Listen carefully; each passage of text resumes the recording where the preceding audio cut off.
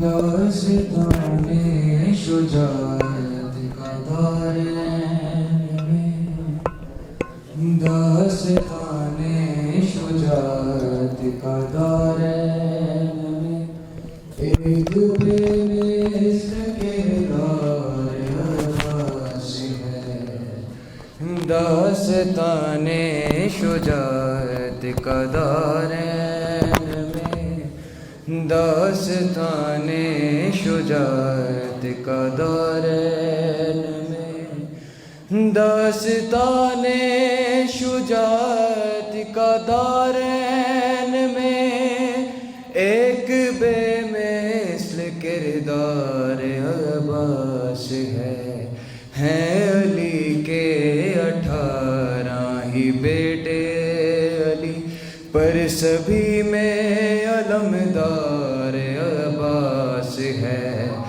داستان شجاعت کا دارین میں، داستان شجاعت کا دارین میں، صاحب تخت غیرت اقلیم ہے یہ، اور چراغ حریم شرافت ہے یہ، اور چراغ حریم شرافت ہے یہ۔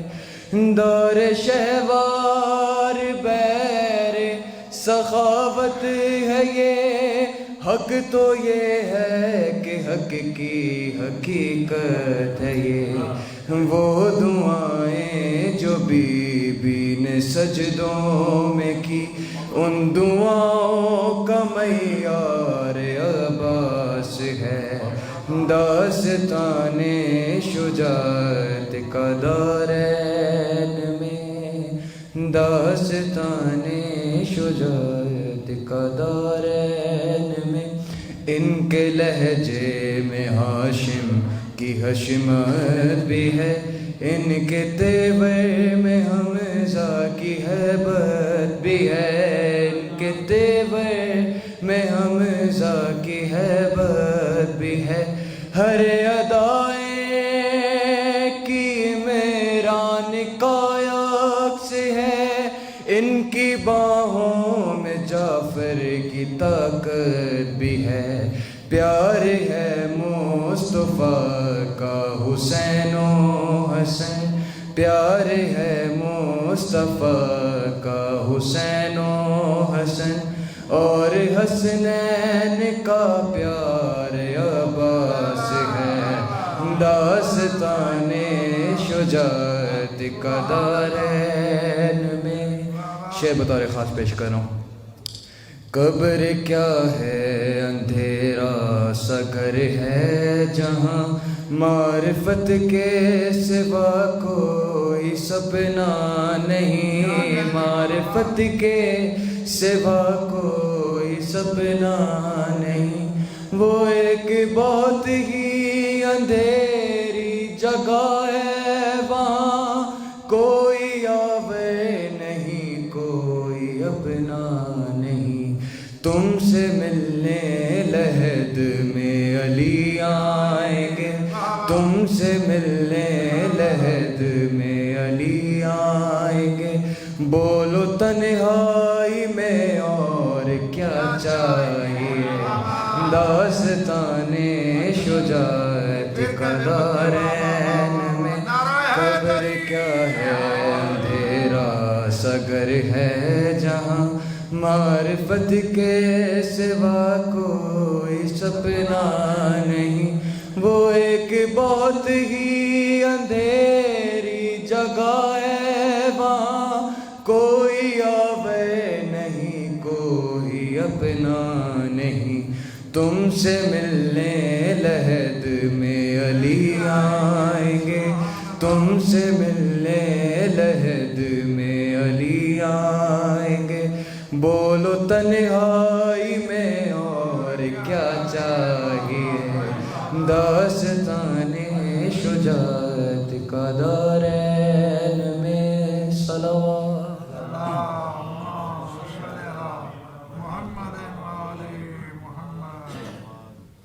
اپنی قسمت آزما کر دیکھنا، تم مزہ خانہ سجا کر دیکھنا۔ کسی مومن نے خواہش کی ہے، بس 2 مصرے جلدی سے پڑھ کے جا رہا ہوں۔ اپنی قسمت آزما کر دیکھنا، تم مزہ خانہ سجا کر دیکھنا، خود منافق کا پتہ چل جائے گا، خود منافق کا پتہ چل جائے گا۔ ارے حیدری نعرہ لگا کر دیکھنا،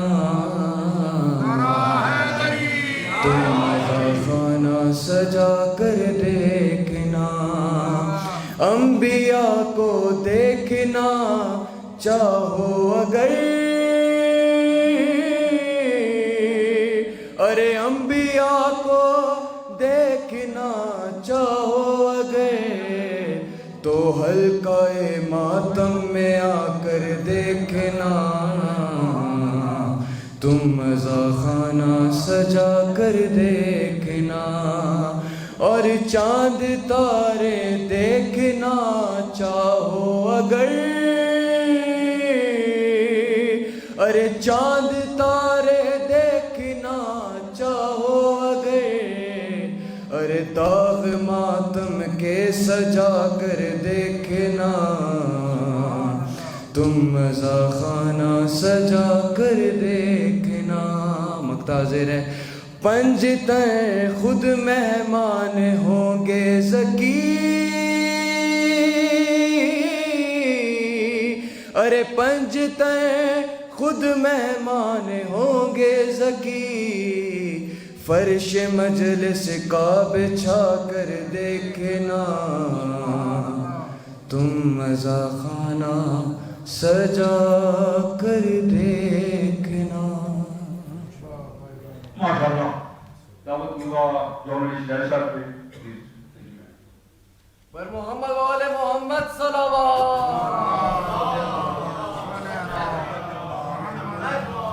ایک مرتبہ پھر بھی آواز بلند صلوات۔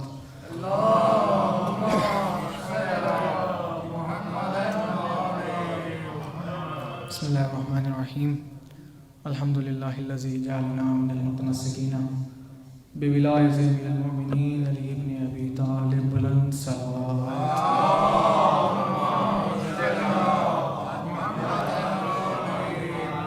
وارث زال یوسف زہرا امام صاحب الزمان کے ظہور میں تاجیل کے لیے بھی بآواز بلند صلوات۔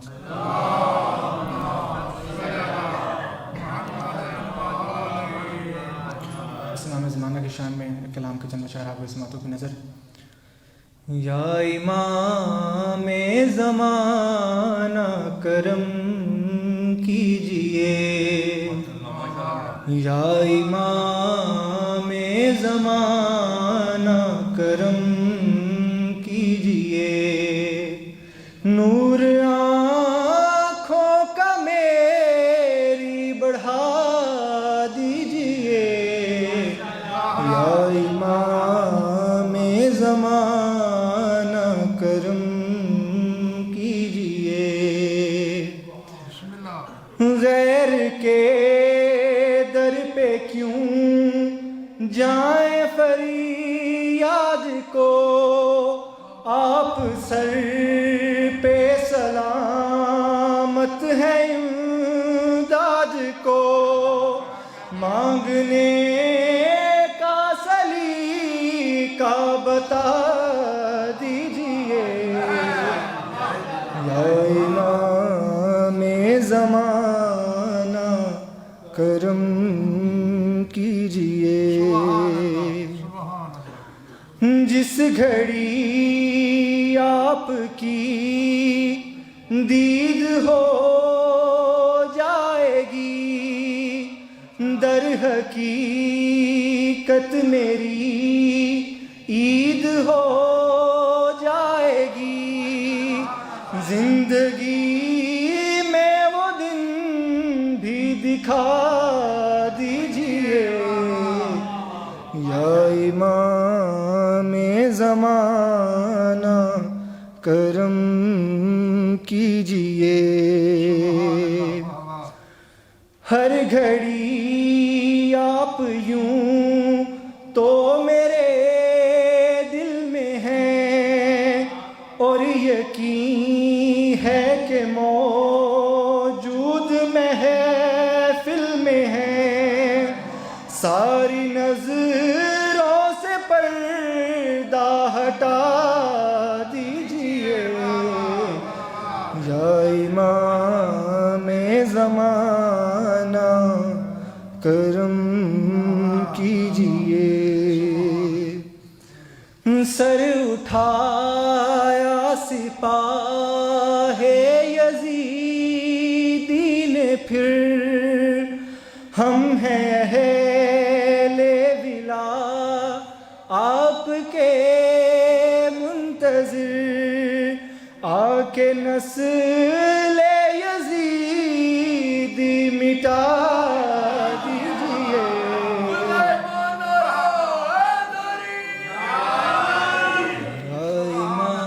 امام زمانہ کرم کیجئے۔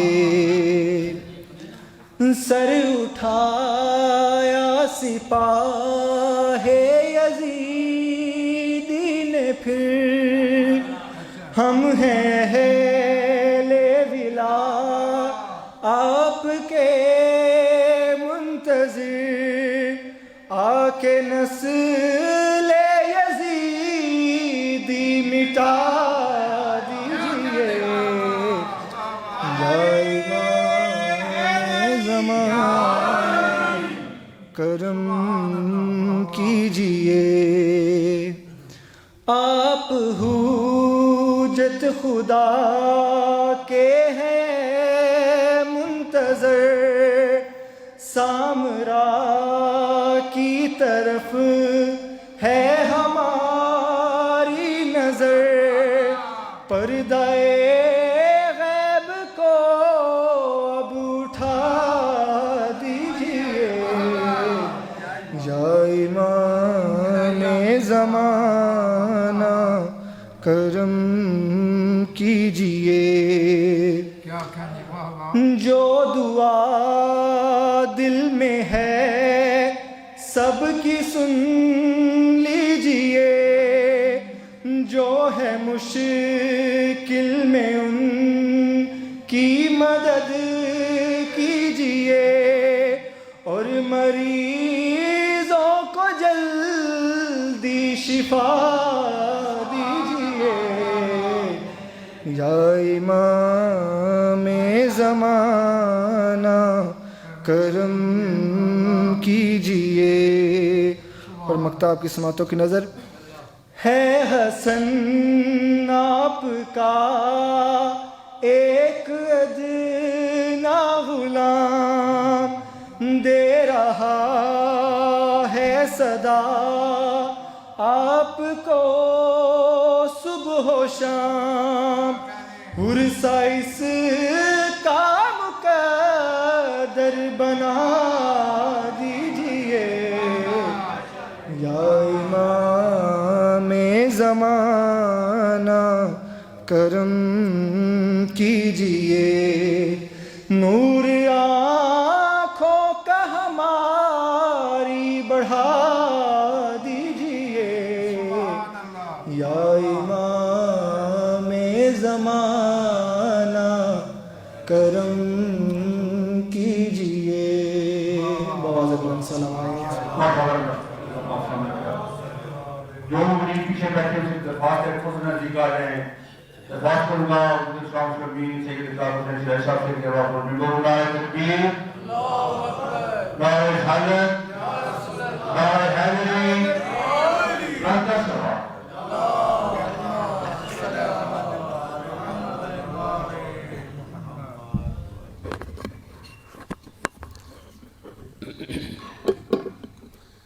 مجھے بھی وہ آغا اسحاق صاحب کہنے آئے جو ہدایت ٹی وی کی ریکارڈنگ کرتے ہیں، فرماتے ہیں کہ ریکارڈنگ میں نا آگے لوگ نظر ہی نہیں آتے، ایسے ہوتا ہے کہ جب میں پوری اکیلی مسجد میں پڑھ رہا ہوں تو آپ محبت کریں ذرا قریب آ جائیں.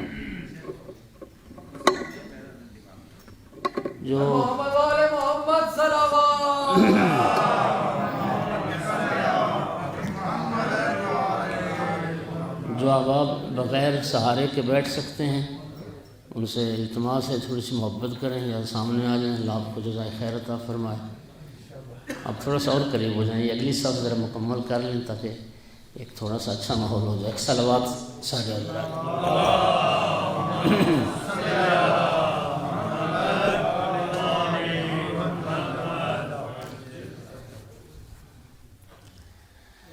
تمام احباب سے التماس ہے شہدائے ملت جعفریہ کی بلندی درجات کے لیے صدر اسلام سے آج تک راہ محبت و ولایت میں جان دینے والوں کے لیے بالخصوص و محبان آل رسول جو دنیا سے چلے گئے اور بعد میں ان کا کوئی فاتحہ پڑھنے والا نہیں رہا, انہیں یاد کرتے ہوئے, اپنے اپنے مرحومین کو یاد کرتے ہوئے, جو آقا صاحب العصر کا انتظار کرتے کرتے دنیا سے چلے گئے انہیں یاد کرتے ہوئے, اور جن احباب نے بھی ان 5 مجالس مہدویہ کے انعقاد کے حوالے میں انعقاد کے لیے جس حوالے سے بھی حصہ لیا ہے ان سب کے مرحومین کے لیے بھی ایک مرتبہ سورہ فاتحہ اور 3 بار سورہ توحید کی تلاوت فرما دو. اعوذ باللہ من الشیطان الرجیم. بسم اللہ الرحمن الرحیم. الحمد للہ رب العالمین الرحمن الرحیم مالک یوم الدین. ایاک نعبد و ایاک نستعین. اہدنا الصراط المستقیم صراط الذین انعمت علیہم غیر المغضوب علیہم ولا الضالین. بسم اللہ الرحمن الرحیم. قل هو اللہ احد اللہ الصمد لم یلد ولم یولد ولم یکن له کفوا احد. بسم اللہ الرحمن الرحیم. قل هو اللہ احد اللہ الصمد لم یلد ولم یولد ولم یکن له کفوا احد. بسم اللہ الرحمن الرحیم. قل هو اللہ احد اللہ الصمد لم یلد ولم یولد ولم یکن له کفوا احد. اللہم اغفر للمؤمنین والمؤمنات والمسلمین والمسلمات الاحیاء منہم والاموات. اللہم تابع بیننا وبینہم بالخیرات انک مجیب الدعوات انک علی کل شیء قدیر وانت بالاجابۃ حق جدیر. اللہم صلی علی محمد وآل محمد. صلوات سارے حضرات کو.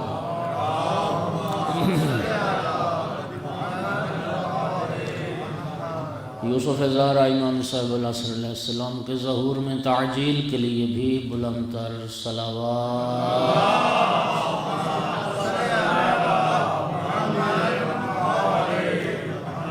اعوذ باللہ من الشیطان اللعین الرجیم. بسم اللہ الرحمن الرحیم. الحمد للہ رب العالمین والعاقبۃ للمتقین والجنة للمؤمنین والنار للمنافقین. الحمد للہ الذی جعلنا من المتمسکین بولایت علی بن ابی طالب واولادہ المعصومین.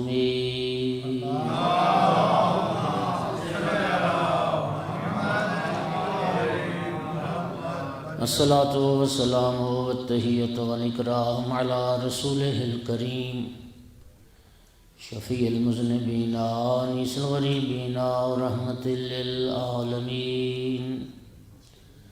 اعنی العبد المؤید الرسول المسدد المحمود الاحمد المصطفى الامجد ابا القاسم محمد.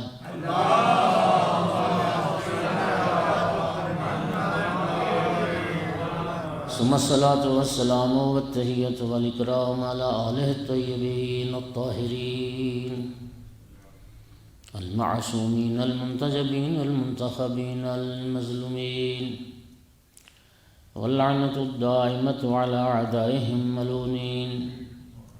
من يوم عداوتهم إلى قيام يوم الدين وبعد يوم الدين أما بعد فقال رسول الله صلى الله عليه وآله وسلم من مات ولم يعرف إمام زمانه فمات ميتة جاهلية صلوات.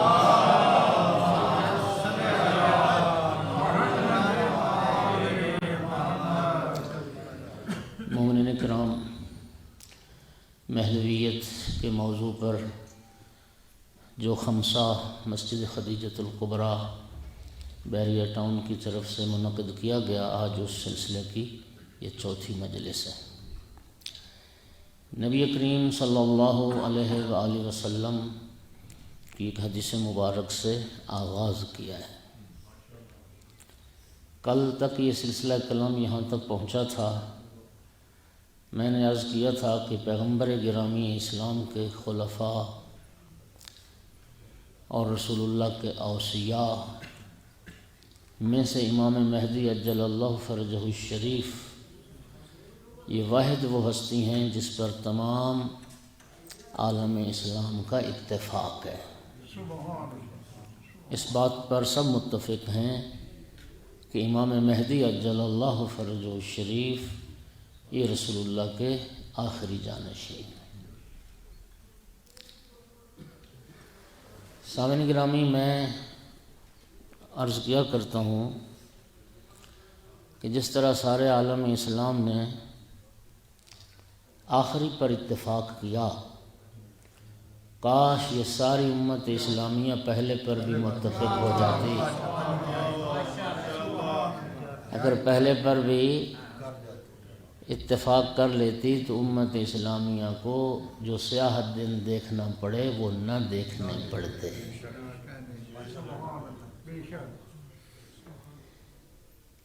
امام صاحب العصر عجل اللہ فرجہ الشریف کے حوالے سے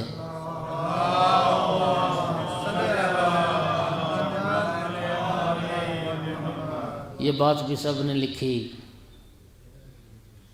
کہ اولاد رسول میں سے ہیں۔ اچھا، پھر یہ بات بھی سب نے لکھی کہ وہ سیدہ طاہرہ صلوات اللہ علیہا کی نسل میں سے ہیں، اور یہ بھی پھر اکثر نے لکھی کہ وہ اولاد امام حسین علیہ السلام میں سے ہیں۔ تو اگر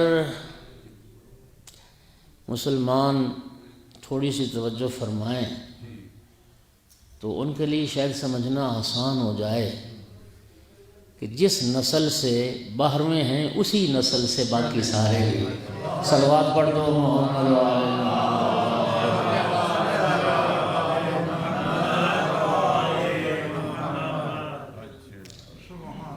مومنین کرام، میں نے آج نبی کریم صلی اللہ علیہ وآلہ وسلم کی ایک معروف حدیث مبارک ہے، جو بندہ امام مہدی عجل اللہ فرجہ الشریف کی امامت کا عقیدہ رکھتا ہے اس کو یہ حدیث معلوم ہے،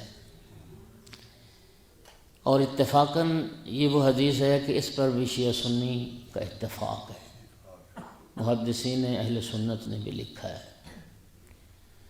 چونکہ یہ حدیث اتنی کثرت کے ساتھ ہے، لفظوں میں تھوڑا تھوڑا اختلاف موجود ہے، لیکن جو مفہوم ہے، جو معنی ہے، وہ متفق علیہ ہے۔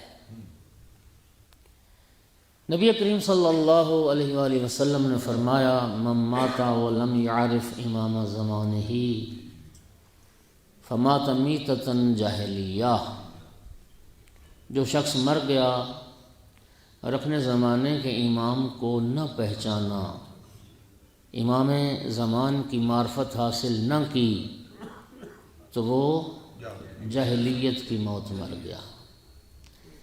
مومنین، میں ایک بات کی وضاحت کروں کہ غالباً اسی طرح جس طرح بھی آواز آئی مجمع سے، ترجمہ ایسے ہی ممبر سے آپ نے سنا ہے کہ جس نے امام وقت کو نہ پہچانا وہ جہالت کی موت مر گیا۔ ایسا نہیں ہے،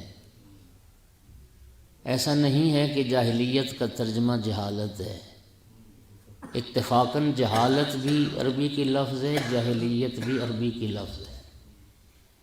جاہلیت اور شے ہے، جہالت اور شے ہے۔ جہالت علم کے مقابلے میں ہوتی ہے، جاہلیت اسلام کے مقابلے میں۔ قبل از اسلام، قبل از اعلان رسالت، قبل از طلوع اسلام کا جو زمانہ ہے وہ جاہلیت کا زمانہ کہلاتا ہے، یعنی جو کفر و شرک کا دور تھا، جو بت پرستی کا زمانہ تھا، وہ جاہلیت کا زمانہ ہے۔ اب حدیث مبارک کا ترجمہ کیا ہوگا؟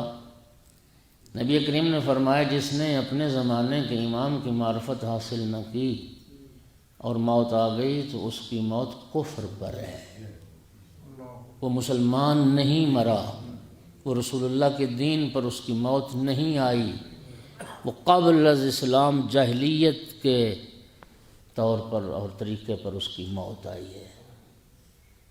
اور پھر اسی جاہلیت کی امام معصوم سے پوچھا گیا کہ اس جاہلیت سے مراد کیا ضلالت ہے، یعنی گمراہی ہے؟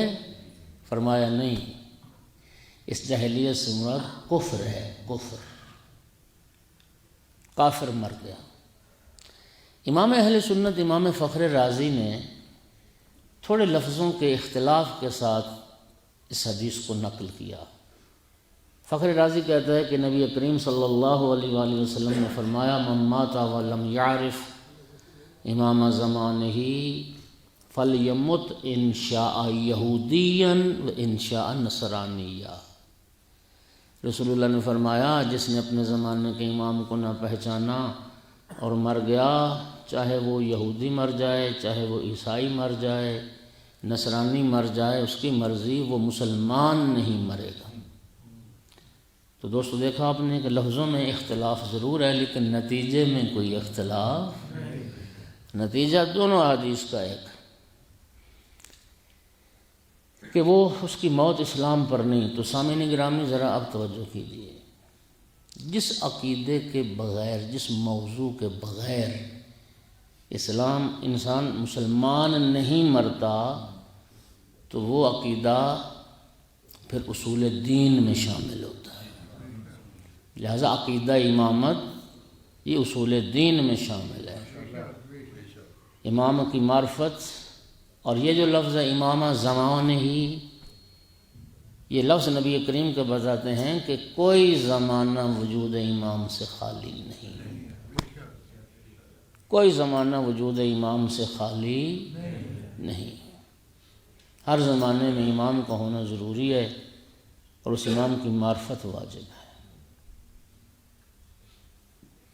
ایک حدیث میں پھر نبی کریم نے فرمایا من مات بغیر امام مات میتۃ جاہلیہ، بغیر امام، کس کو کوئی امام تھا ہی نہیں، وہ مر گیا تو وہ بھی جاہلیت اور کفر کی موت مر گئی۔ میں البتہ یہیں ابتدا میں ایک بات کی اور وضاحت کروں کہ ہماری احادیث میں چند طرح کے لوگ اور ہیں جن کی موت کو جاہلیت اور کفر کی موت کہا گیا ہے۔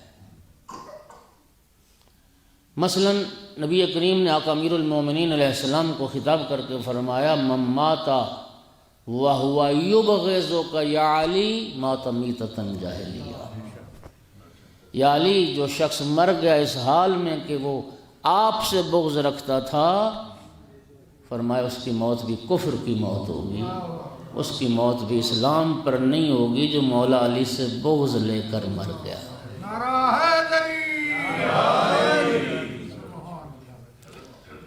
تعجب نہ کرو، اس کی تائید میں اور حدیث پڑھتا ہوں۔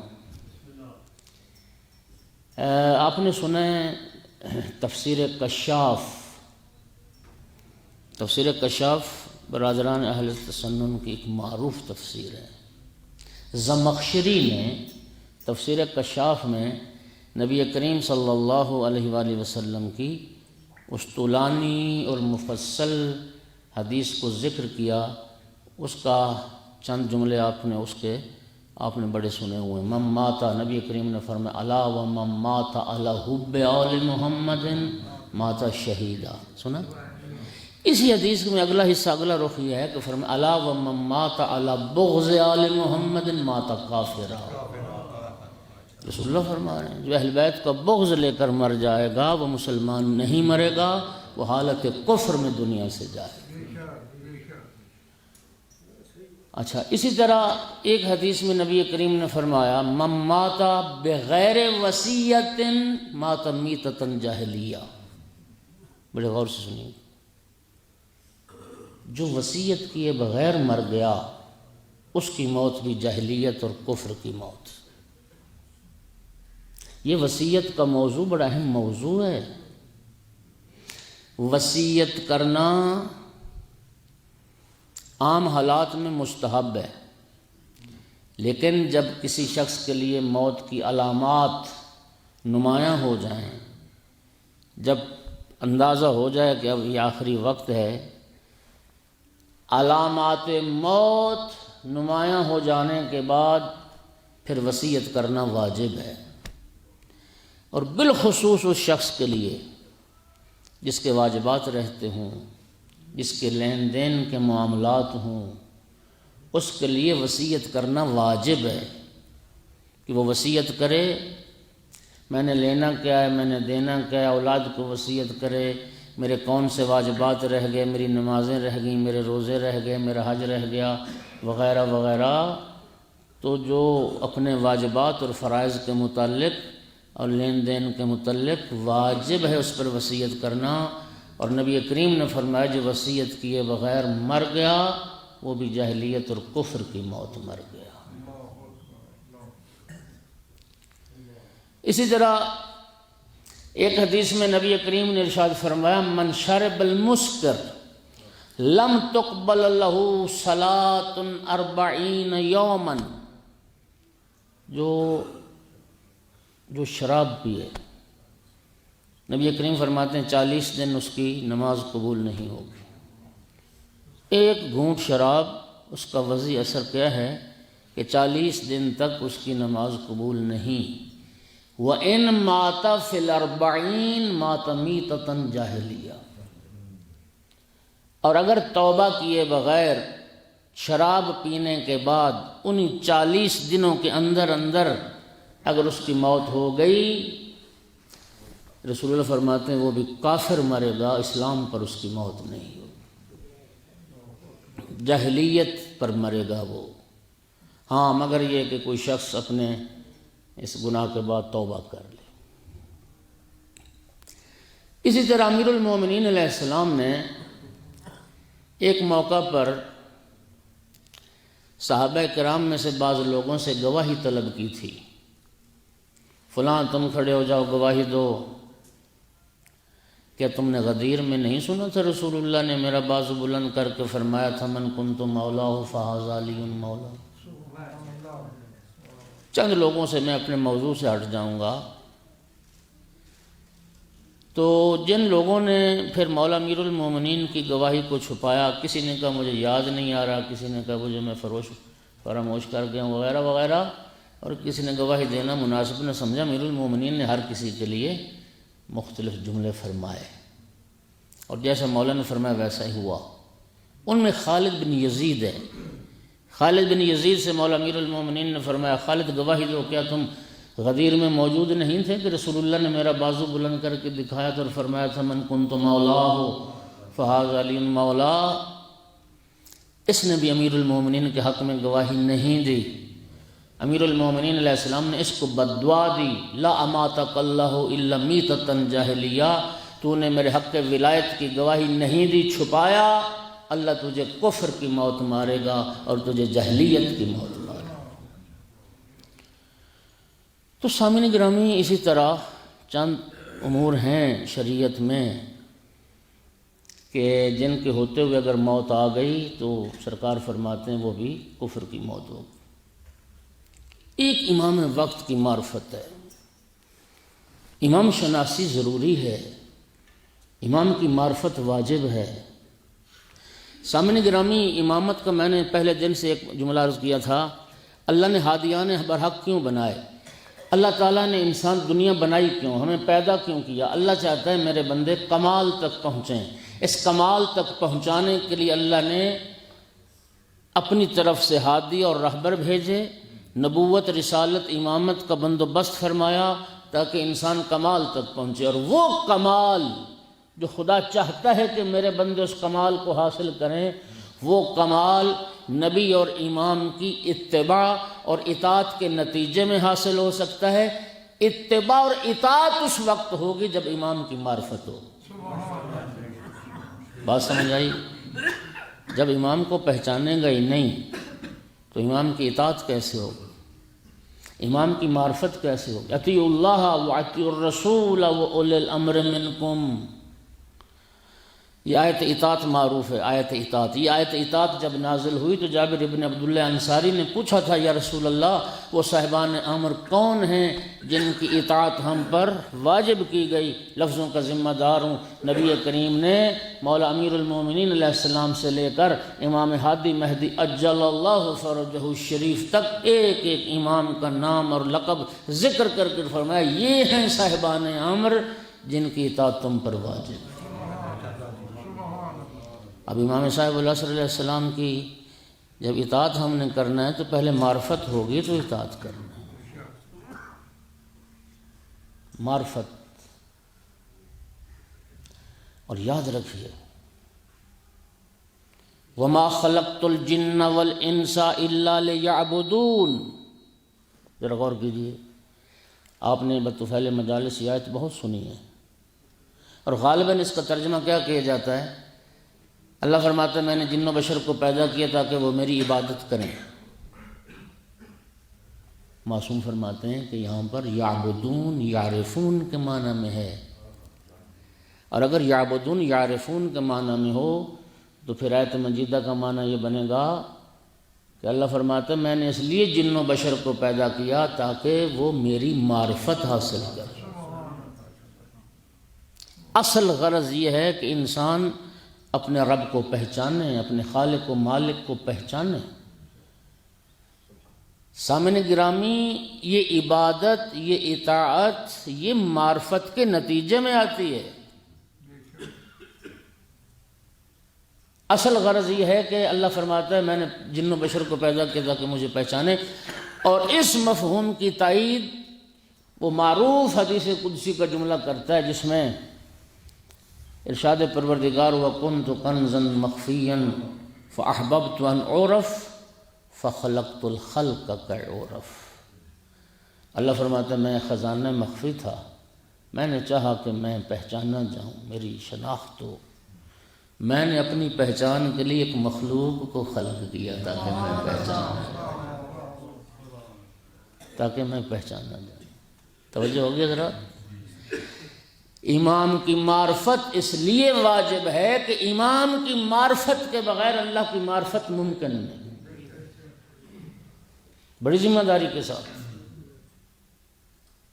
امام کی معرفت نہ ہو تو اللہ کی معرفت نہیں ہو سکتی۔ سامعین گرامی، مولا امیر المومنین علی ابن ابی طالب علیہ السلام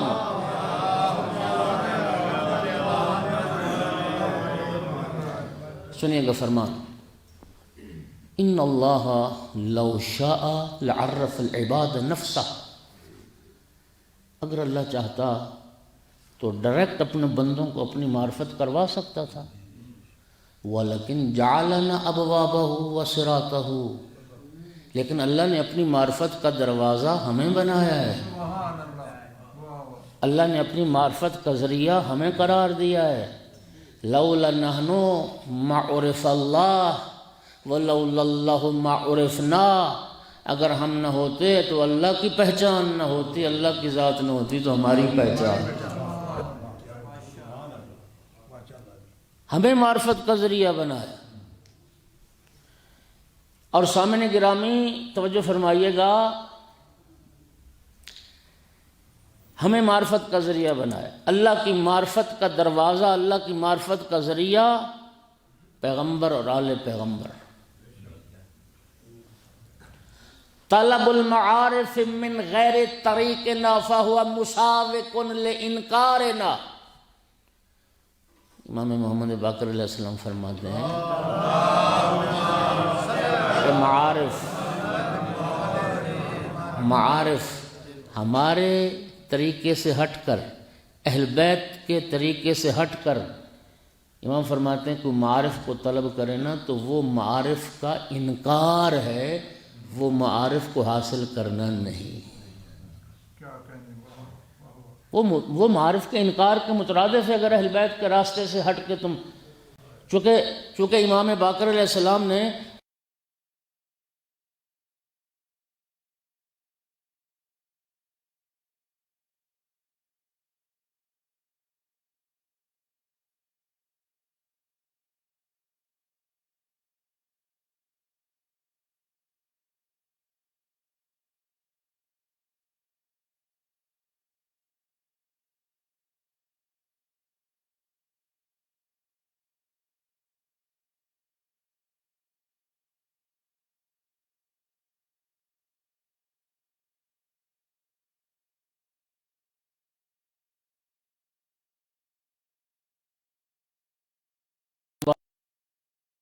تھی، امام علیہ السلام نے اپنے ساتھیوں میں ایک خطبہ ارشاد فرمایا، اس کے چند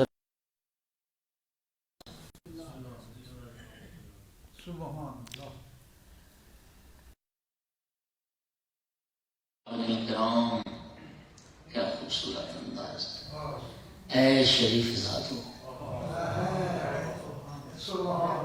اے کریم لوگوں کی اولاد، ما خلق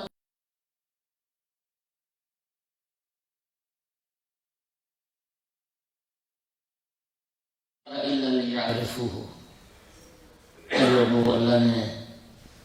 اللہ نے اس لیے بندوں کو پیدا کیا تاکہ بندے اپنے رب کو پہچانیں۔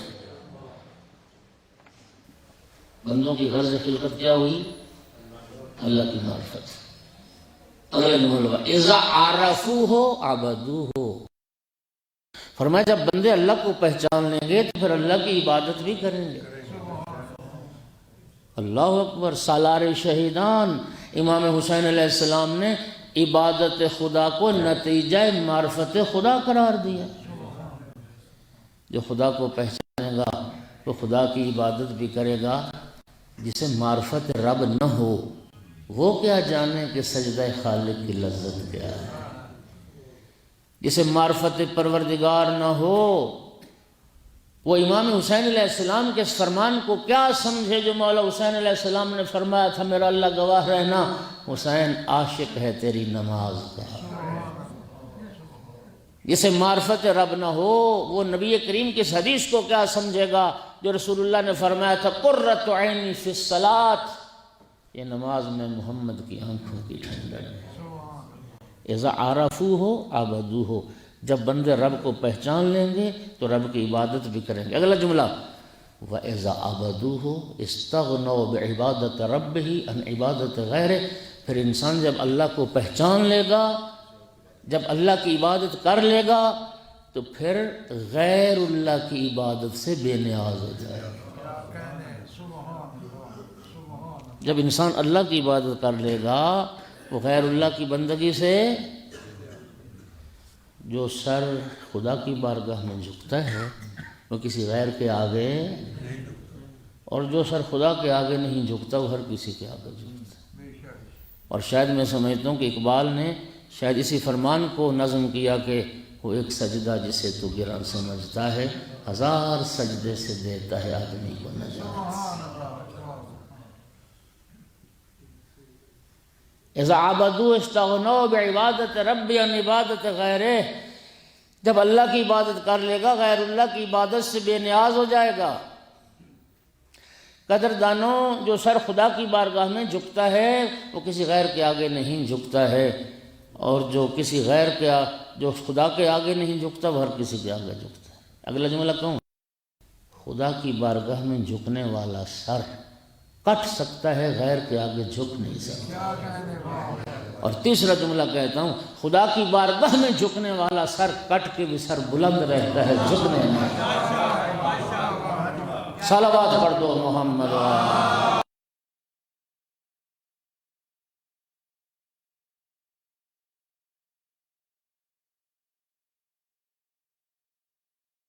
مولا حسین علیہ السلام کا تو ایک جہاں صاحب نے عرض کی ابن رسول اللہ معرفت التوحید، یہ معرفت توحید جو غرض خلقت جن و بشر ہے، یہ معرفت کیسے حاصل ہو سکتی ہے؟ کیوں کر انسان رب کو پہچان پائے گا؟ لفظوں کا ذمہ دار ہوں۔ اور حسین علیہ السلام نے فرمایا معرفت التوحید یعنی معرفت اہل کل زمان امامہم الذی یجب علیہم طاعتہ۔ فرمایا اللہ کی معرفت سے مراد ہے کہ لوگ اپنے زمانے کی اس امام کی معرفت حاصل کریں جس کی اطاعت اللہ نے لوگوں پر واجب کی۔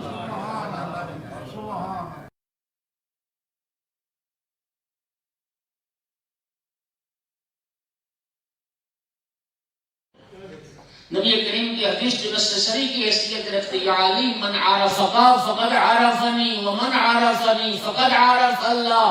یا علی جو تجھے پہچانے گا وہی مجھے پہچانے گا، جو مجھے پہچانے گا وہی اللہ کو پہچانے گا۔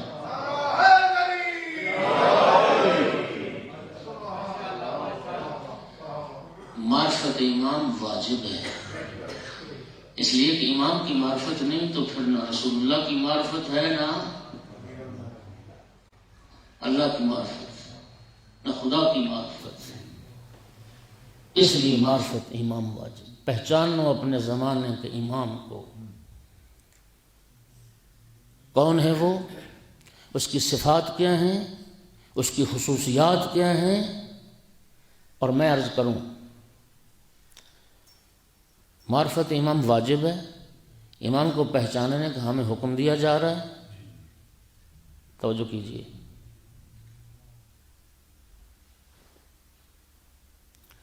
قرآن پاک میں ایک آیت ہے فَآمِنُوا بِاللَّهِ وَرَسُولِهِ وَالنُّورِ الَّذِي أَنزَلْنَا۔ اللہ فرماتا ہے اللہ پر ایمان لاؤ، اللہ کے رسول پر ایمان لاؤ، اور اللہ فرماتے اس نور پر ایمان لاؤ جو ہم نے نازل کیا۔ امام معصوم نے فرمایا اس نور سے مراد ائمہ اہل بیت کی امامت ہے۔ اور نور کیوں کہا گیا؟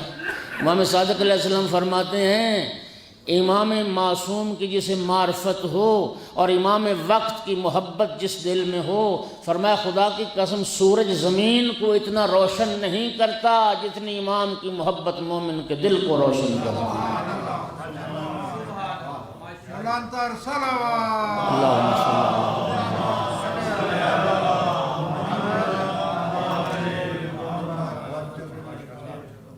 یہ پہلی بات، بلکہ دو باتیں کر چکا ہوں۔ تیسری بات، امام کی معرفت کیوں واجب ہے؟ امام کی معرفت اس لیے واجب ہے کہ امام ولی نعمت ہے، امام واسطہ فیض خداوندی ہے، امام ہمارا محسن ہے۔ اس محسن کی اس واسطہ فیض کی معرفت واجب۔ امام علیہ السلام کے جو القاب ہیں ان میں ایک لقب الحجت، امام کا ایک لقب کیا ہے؟ الحجت۔ امام واسطہ فیض ہے، ظاہری فیض، باطنی فیض۔ یہ ہر فیض اس زمانے میں اگر خلق خدا تک پہنچ رہا ہے تو وہ امام زمانہ کے صدقے میں پہنچ رہا ہے، ہر فیض۔ یا میں یوں کہہ سکتا ہوں کہ مادی فیض اور معنوی فیض امام صاحب العصر کے صدقے میں پہنچ رہا۔ ان ہستیوں کی معرفت واجب ہے۔ اس معرفت کو حاصل کرنا چاہتے ہو نا تو اس کے لیے میں آپ سارے ماشاءاللہ جوان بزرگ سارے بیٹھے ہیں، امامت کی معرفت کے لیے خدا کے لیے ایک بار کم از کم زندگی میں ترجمے کے ساتھ زیارت جامعہ کبیرہ اس کا مطالعہ ضرور کرو۔ زیارت جامعہ کبیرہ جو معرفت امامت کا انسائکلوپیڈیا ہے، معرفت امامت کا دائرۃ المعارف ہے، اور یہ معتبر ترین زیارت ہے جو امام علی نقی علیہ السلام نے تعلیم فرمائی ہے۔ اور امام علی نقی علیہ السلام کی طرف سے امام نقی علیہ السلام نے میراث میں شیعوں کے لیے دو چیزیں چھوڑی ہیں، اور وہ دونوں زیارت نامے ہیں، ایک زیارت جامعہ کبیرہ اور ایک زیارت الغدیر۔ 18 ذی الحجہ کو امام امیر المومنین علیہ السلام کی عید ولایت کے موقع پر زیارت الغدیر اور زیارت جامع کبیرہ کسی بھی معصوم کی ولادت شہادت پر، ورنہ ہمارے شیخ اعظم انصاری اور ایسے فقہا گزرے ہیں جو فرماتے تھے ہر روز زیارت جامع کبیرہ کو پڑھو، ہر روز نہیں پڑھ سکتے تو کم از کم جمعے کے جمعے ہفتے میں ایک دن ضرور زیارت جامع کبیرہ کو پڑھو، خدا کے لیے ایک بار ترجمے کے ساتھ ضرور پڑھیے گا۔ اس میں ایک جملہ آتا ہے، امام علی نقی علیہ السلام فرماتے ہیں، یہ کسی بھی امام معصوم کی ولادت شہادت پہ پڑھی جا سکتی ہے، اس میں ایک جملہ آتا ہے السلام علیکم یا محال معرفت اللہ، اے آل محمد جو معرفت خدا کے مقامات ہیں آپ پر میرا سلام۔ آپ نے لطف نہیں لیا؟ محل کی جمع محال، ہاں، معرفت خدا کا مقام، معرفت خدا کی جگہ، خدا کو پہچاننا ہے تو پھر آل محمد کے دروازے پہ آنا پڑے گا، پھر اہل بیت کے دروازے پہ آنا پڑے گا، یہ محل معرفت خدا ہیں۔ من اراد اللہ بدأ بکم، اسی زیارت جامع کبیرہ میں آتا ہے جو خدا تک پہنچنا چاہتا ہے وہ آل محمد سے شروع کرے، وہ آل محمد کے دروازے پہ پہنچے، یہاں پہنچو گے تو خدا تک پہنچو گے۔ صلوات پڑھ دو محمد و آل محمد۔